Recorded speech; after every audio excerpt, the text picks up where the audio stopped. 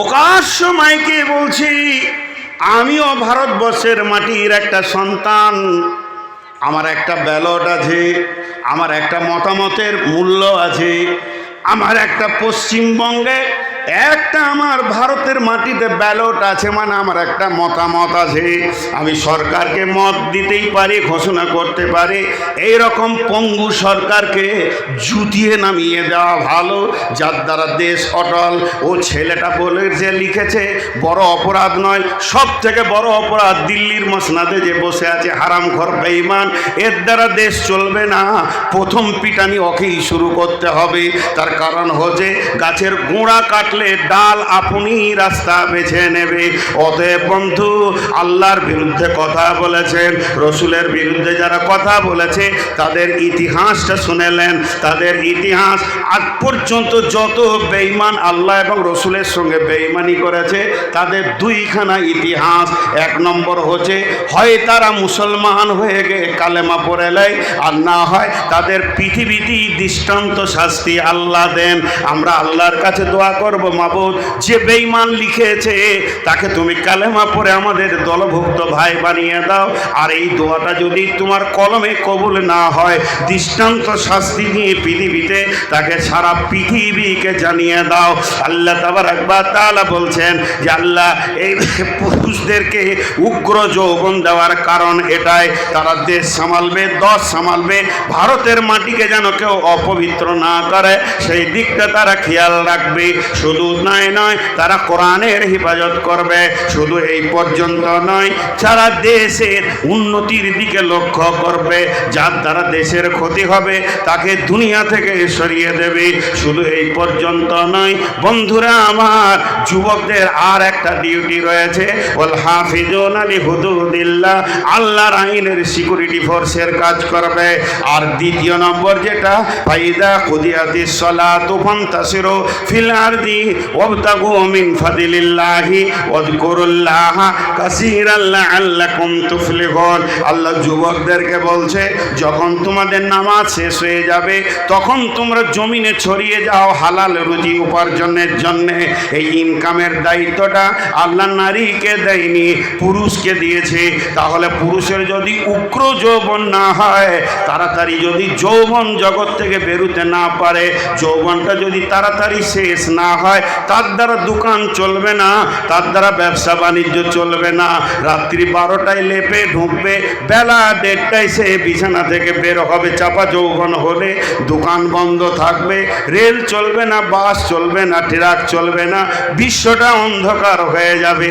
আল্লাহ যুবককে, পুরুষকে উগ্র যৌবন দিয়েছে। যখন কাজ করার চট করে নিয়ে সেখান থেকে তুমি সৈন্যের মতো বের হয়ে যাও, তোমার মাথাতে অনেকগুলো দায়িত্ব চাপানো আছে। বুঝতে পেরেছেন? আরে বুঝতে পারছেন? হ্যাঁ, তো এই পুরুষের মেন দায়িত্ব, হাজি ভাই এই রুমালটা আমার ময়লা হয়েছে, জামাটা ময়লা হয়েছে, তো এটাকে কাচতে যখন যাবে তো উদ্দেশ্য কি? সাবানটা কিনেছে কেন? সাবান কিনেছে, সময় দিচ্ছে, দুটো জিনিস ওকে লাগছে, দিয়ে নদীর ধারে বসে বা কলে বা বাথরুমে বসে কাপড় সাফ করছে, সময় দিচ্ছে, সাবান দিচ্ছে, উদ্দেশ্য কি? কাপড়টা সাফ হয়ে যায়। কিন্তু বিনা উদ্দেশ্যে দুটো জায়গায় সাফ হবে, ওর হাত দুটো সাফ হবে কি হবে না? ওটা উদ্দেশ্য থাকে। আর যে পাথরে মাছে পাথরটা সাফ করতে গেছো, ওটা অটোমেটিক হয়ে যাবে। তো পুরুষের ছেলে অটোমেটিক হবে, ওই দিকটা চিন্তা করতে হবে না। ওর উদ্দেশ্য হবে ব্যবসা বাণিজ্য করব, দেশকে রক্ষা করব, এই দিকে সে চিন্তা চেতনায় থাকবে, ওটা অটোমেটিক হবে। এর জন্যে এদেরকে উগ্র যৌবনে পাঠানো হয়েছে।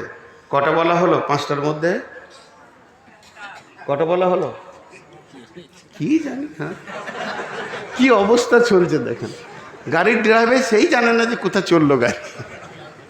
একটা হলো জামানি আল্লাহ নিয়ামত।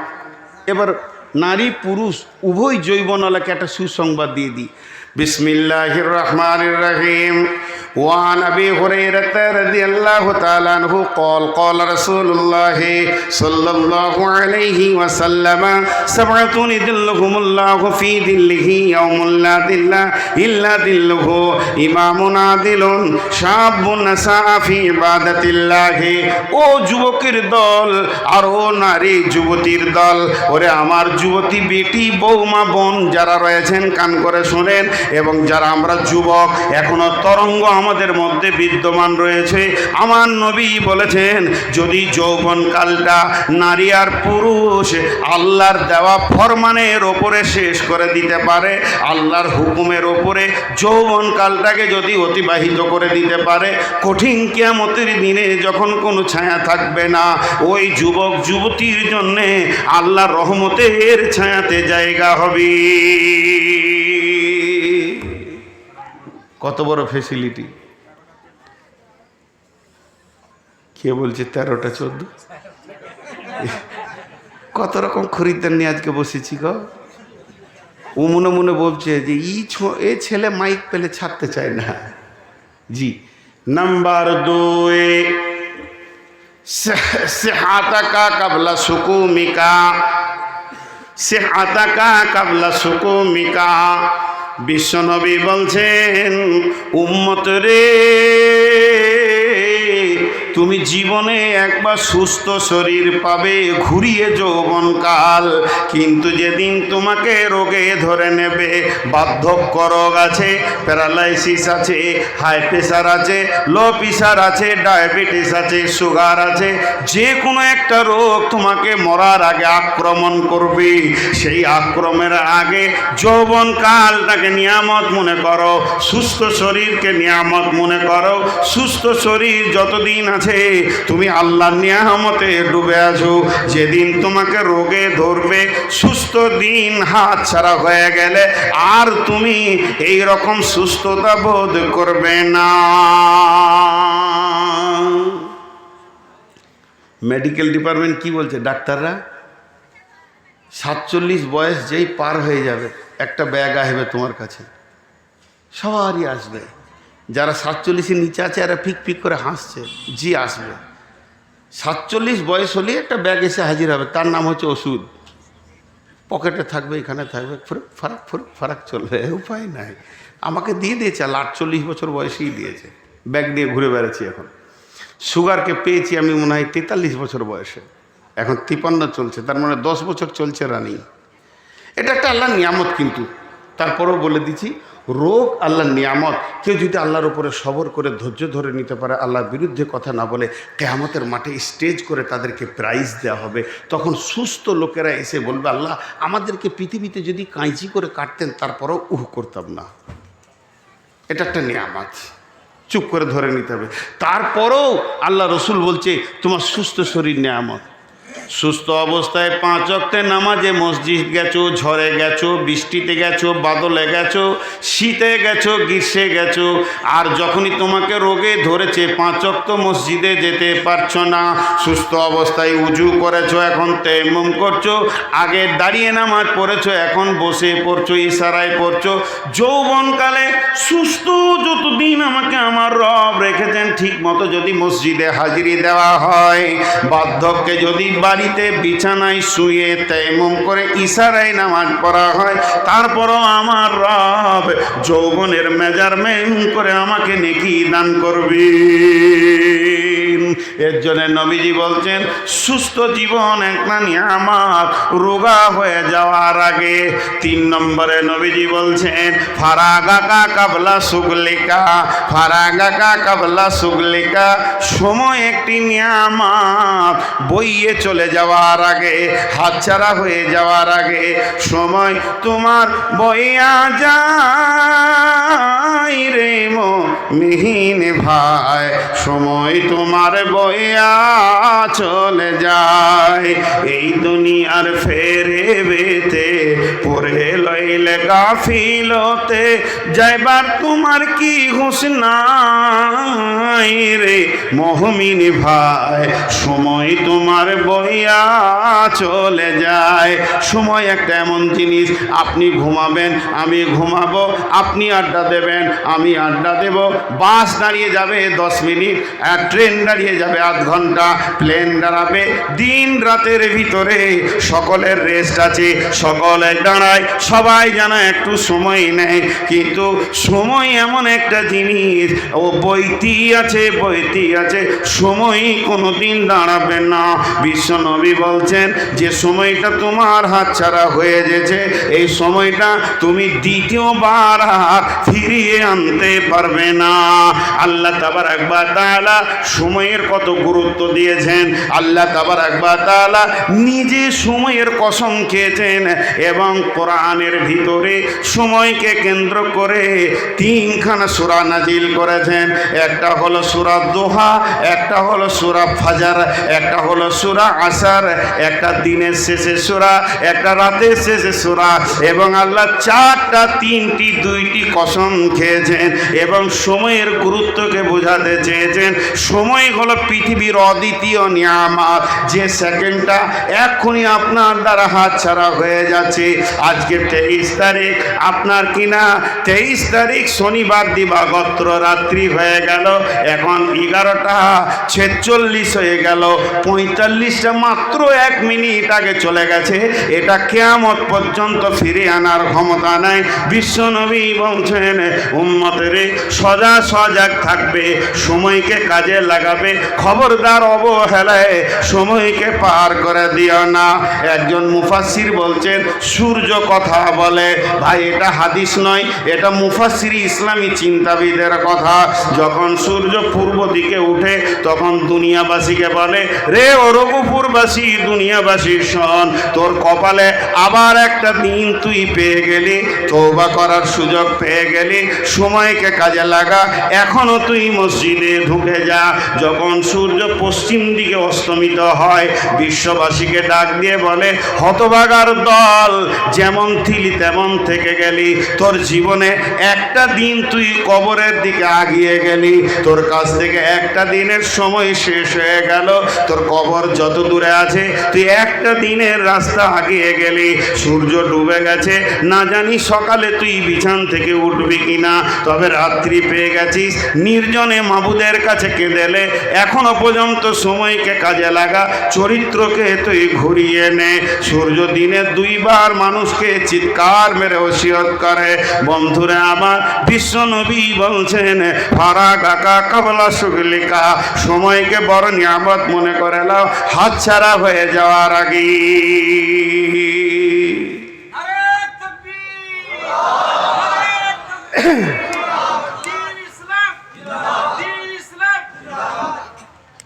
কয়টা হলো? 3টে হলো। যৌবন নিয়ামত বার্ধক্যের আগে, সুস্থ শরীর নিয়ামত রোগা হওয়ার আগে, আর সময় হলো নিয়ামত হাতছাড়া হয়ে যাওয়ার আগে। নাম্বার 4, কেউ উঠবেন না। 4 নম্বরটা বলে লোক বেশি উঠে, মনে মনে করে কালেকশন করবে।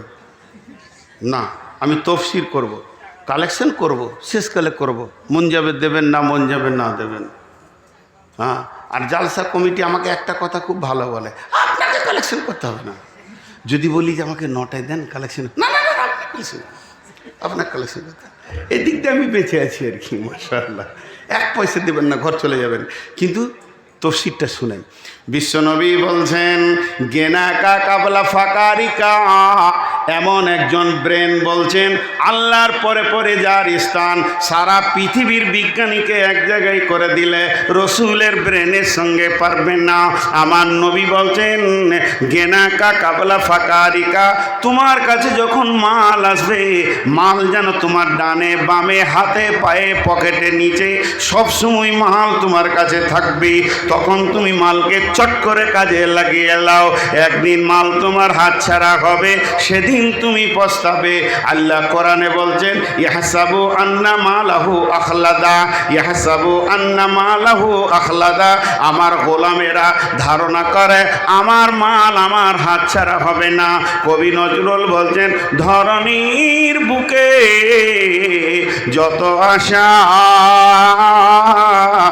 আর রচিনু সম্পদ যত তোমারই মাটিতে মিশায়া যাবে হায় আমার দেহের মতো। আজকে আমি বলছি দেন ভাই, আমার আগে ইমদাদ বলছে দেন ভাই, আর কেউ বলছে দেন ভাই, কমিটি বলছে দেন ভাই। কিন্তু এমন একটা দিন আসবে আল্লাহ তাবারক ওয়া তাআলা সূরা হাদীদে বলছেন মানুষ জাহান্নামে যাওয়ার পর দান করতে চাইবে। আল্লাহ সূরা হাদীদে বলছেন যখন তারা জাহান্নামে আগুনে চলে যাবে ফালিয়াউমা লা ইয়াখুযু মিনকুম ফিদিয়াতুন ওয়ালা মিনাল্লাযীনা কাফারু মাওয়াকুমুন নার ওয়া বিইসাল মাসীর। তারা যখন জাহান্নামের অতল তলে চলে যাবে, চারিদিক থেকে আগুনের সাঁড়াশি আক্রমণ পাবে, তখন তারা মনে মনে ভাববে, আলেম ওলামারা বলেছিল বিপদে পড়লে ফিদিয়া করো, সাদকা করো, তুমি বেঁচে যাবে। ও তখন জাহান্নাম থেকে আল্লাহকে ডাক দিয়ে বলবে রব্বি,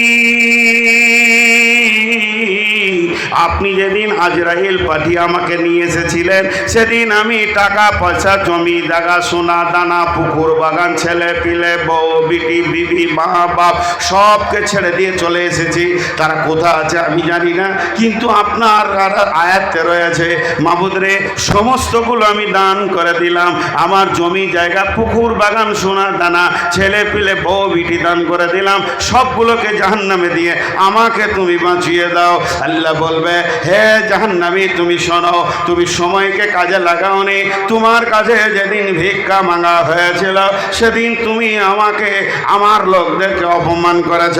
ফালিয়াউমা লা ইয়াখুযু মিনকুম ফিদিয়াতুন, আজকের দিনে দান নেওয়া হবে না, তোমার সে সুযোগটা হাতছাড়া হয়ে গেছে। মাল একদিন তোমার কাছে ছিল, সেদিন তোমার অহংকারে বুক ভরে গেছিল, তুমি এতটা ইসলামকে ভালোবাসনি। একবার তুমি ভেবে দেখবে ছেলের স্কুলে কত খরচা করেছো, ইংলিশ মিডিয়ামে কত খরচা করেছো, মিশনে কত খরচা করেছো, বিবির কসমেটিক্সে কত গেছে, মেয়ের প্রেমে পেটিকে ভালোবেসে কত টাকা নষ্ট করেছো, কত টাকা ব্যয় করেছো। ছেলে পিলে বউ বিটি মা বাপ টোটাল খরচাটা হিসাব করবে, আর আল্লাহর পাল্লাতে তুমি বছরে কত দিয়েছো একবার হিসাব করে দেখবে। তাদের থেকেও যদি 1 টাকা বেশি দিয়ে থাকো তাহলে তুমি আমার প্রেমিক, নচেত তুমি আমাকে 10-20 টাকা দিয়ে সান্ত্বনায় দিয়ে রেখেছ। শুনে নাও, বিশ্ব নবী বলছেন মাল একবার তোমার হ্যান্ডেলে থাকবে, মালের হ্যান্ডেল তোমার হাতে থাকবে। যেদিন মাল তোমার হাতছাড়া হয়ে যাবে, মাথা ঠুকলেও দ্বিতীয়বার ফিরে আসবে না। ফকির 2 রকম। আমার কাছে এখন 50 কোটি টাকা আছে, আল্লাহ কালকে আমাকে রাস্তার ভিখারি বানাতে পারে না? এটা একটা ফকির। আর একটা ফকির কেমন, 50 কোটি টাকার মালিক ধরেন, 96 বয়স ক্রস হয়ে গেছে, তো মাথায় আর হুঁশ নেই। বৌমাকে জিজ্ঞেস করছি হাবিবা, জি আব্বা নাস্তা করলাম আমি। হ্যাঁ বা আপনি রুটি খেলেন? মনে নেই, বয়সে এটা হয়ে যায়, খেয়াল নাই। আজান হলো মা, আর আপনি তো নামাজ পড়ে এলেন, ও দেখছিস খেয়াল নেই। এটা হয় একদিন, যখন এই বয়সটা হয়ে যাবে ব্রেন কাজ করবে না, তখন ছেলেরা বুঝে নেবে আব্বা আর ব্যবসা সামালতে পারবে না। ছেলেরা ভাগ করে নিল 25 কোটি করে, আর ব্যাংকওয়ালা টাকাওয়ালা কি টাকা দেয়? জি আজকে আমাকে ফোন করছে যে আপনার সিয়াজ গাড়িটাতে লোন এসছে। তোর কি হলো? তা আমার কুটকুটি নেই। তোর কিসের কুটকুটি? ফোন কেটে দিলাম। আমার টাকার দরকার নেই তো তুই কিসের টাকা দিবি? টাকাওয়ালাকে টাকা দেয়। ওর আবার আরও 25 কোটি করে ঋণ করেছে। একবারে বাইপাসে গিয়ে টোল ট্যাক্সির ওখানে বড় বড় ফ্যাক্টরি করছে, এবারে হাঁজড়ি লেগে গেছে। আর এই বুড়া লোটার লাঠি, একটা গেঞ্জি, আর কিছু নাই। তো বাপকে ভালোবাসে, খেতে দেয়। মসজিদের পাশেই ঘর। সকালবেলায় মসজিদে ছাদ ঢালাইয়ের কালেকশন চলছে। মৌলানা সাহেব বলছেন মাম বানা লিল্লাহি মসজিদান বানাল্লাহু লাহু বাইতান ফিল জান্নাহ, যে মসজিদে দেবে তাকে আল্লাহ জান্নাতে দেবে। ও তখন ঝরঝর করে কাঁদছে, মনে মনে ভাবছে যদি 50,000 টাকা দিতে পারতাম ছাদে। খুব চিন্তা করছে 20,000 তো দেওয়া যায়, বড় ছেলে মোটর সাইকেলে ঢুকছে, বুলেট নিয়ে বট বট বট বট করে। কে রে, হবিবুর নাকি রে বাবা? জি আব্বা বলেন। হ্যাঁ আমি হবিবুর। চোখে কম দেখছে। এলি বাবা বাড়ি? বলে হ্যাঁ। তো 20,000 টাকা। বললাম 20,000 টাকা চাইছিলাম। টাকাই করো বাবা, টাকাই করো বাবা। কী দরকার বলো, আপনার যা দরকার এনে দিব। ওষুধ শেষ হয়ে গেছে। বলে না, মসজিদে ছাড় ঢালে। ছাড়ো, মৌলবীদের কথা ছাড়ো। আমাদের কি হচ্ছে ঠিক না, এখন 30 কোটি টাকা ঋণ করেছি, আবার মসজিদে ছাদের টাকা। ছাড়ো, ঘর দিয়ে টেনে নিয়ে চলে গেল। মনে মনে ভাবছি তাহলে 5,000 টাকা বলি ছোটো বেটাটাকে। হ্যাঁ, ও যখন বুলেট নিয়ে ঢুকছে তো বাপ লাঠিতে ঠ্যাক দিয়ে কোনো রকম দাঁড়িয়ে বলছে, কিরে জামিরুল এলি নাকি? এবার 5,000 বলবে। জামিরুল এলি নাকি রে? কি হলো তোমার? এমন হুঙ্কার দিলে তখন শুকনা বিনা পানিতে ঢোক গিল। বলছি তো এলি নাকি, এটা শুধাইলাম। বিশ্বনবী বলছেন, কাগজ নাও কলম নাও, তোমার মতো ভিকিরিয়ার পৃথিবীতে কে আছে? থাকতে গরু বইনা হাল, তার দুঃখ সর্বকাল। 50 কোটি টাকার মালিক, 5,000 টাকা দেওয়ার ক্ষমতা হলো না। এই ছেলেগুলো দোষী নয়, ছেলেগুলো দোষী নয়, ছেলেগুলো দোষী নয়। আঙ্গুরের আঁঠিতে আঙ্গুর হবে, নিমের আঁঠিতে আঙ্গুর হবে না, ন্যাংরার আঁঠিতে ন্যাংরা হবে, ফজলির আঁঠিতে ন্যাংরা হবে না, গুঠির আঁঠি বসালে ফজলি হবে না।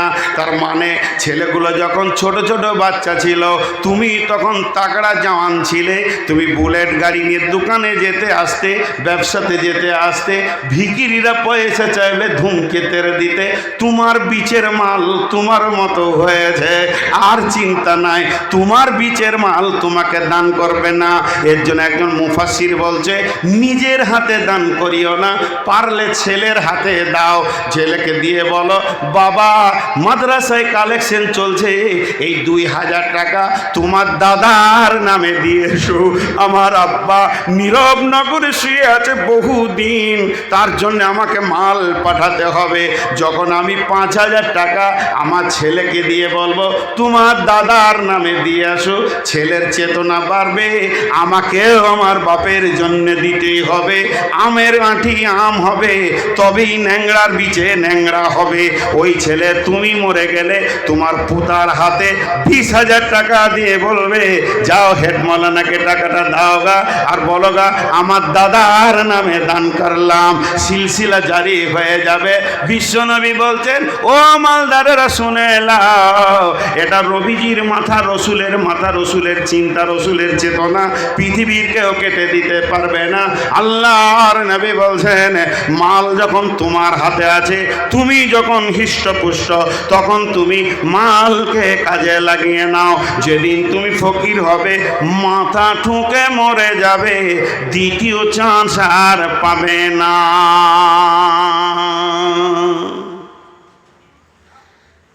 সব উঠছেন কেন গো?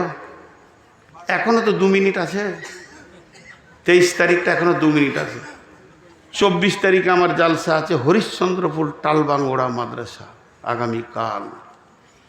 25 তারিখে আমার জালসা আছে জাফরহাট ঠাকুরগাঁও বাংলাদেশ, ওখান থেকেই ঢুকবো। ওই জন্য আজকে বাড়ি যাব, বাড়ি গিয়ে গাড়ি টাড়ি রেখে এবার কাল ট্রেনে যাব বাংলাদেশ। তো একটা কথা আপনাদের সামনে বলে যাচ্ছি, মাল হাত ছাড়া হয়ে গেলে, এগুলো সব রসুলের কথা, কি দামি এগুলো। সোনার অক্ষর দিয়ে যদি লিখে দেন হিরে খচিত, তারপরও এর মূল্য দিতে পারবেন না। কটা বলা হলো? 4টা। যৌবন নিয়ামত, বার্ধক্যের আগে সুস্থ শরীর নিয়ামত, মানে সুস্থ শরীর নিয়ামত, রোগা হওয়ার আগে, সময় নিয়ামত হাতছাড়া হয়ে যাওয়ার আগে, মাল নিয়ামত আপনার ফকির হওয়ার আগে। 5 নম্বরটা বলবো, এক চান্সে বুঝে নেবেন, কিন্তু উঠে যাবেন না। পরে 3 মিনিটের একটা কথা আছে। বিশ্বনবী বলছেন, হায়াতিকা কাবলা মাউতিকা। এটা এমন একটা আরবি, পৃথিবীর সবাই বুঝে নেবে, পাগলেও বুঝে নেবে। বিশ্বনবী বলছেন, যতদিন তুমি বেঁচে আছো, জীবনটাকে বড় নিয়ামত মনে করে লাও। যেদিন তুমি মরে যাবে, সেদিন তোমার সব হাতছাড়া হয়ে যাবে। আর একটা নেকি বাড়ানো যাবে না, একটা গুনাহকে কমানো যাবে না। যে কটা লোক উঠেছেন 1 2 3 4 5 6 7 8 9 10 একবার আসেন মুসাফা করব। আসসালামু